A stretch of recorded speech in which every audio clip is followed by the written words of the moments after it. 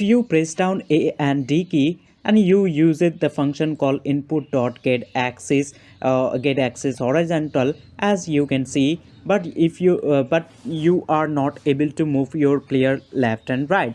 So what you need to do, you basically need to move over to top left file, build profiles, then click on this player settings. Inside this build profile tabs, then go over to other settings, and over there scroll down to the bottom, and you will see active input handling, and it will be selected to something like input manager old. So what you need to do, you need to click on it and then click on this both, and as soon as you're gonna do that, it just gonna do that thing. Basically means if you working with new input system, still you will able to move your player left and right as well with the old one.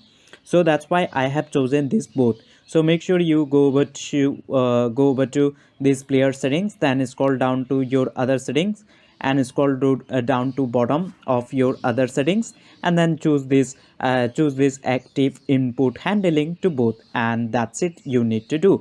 So I hope you get the idea that how you can do it, and this is a pretty short tutorial.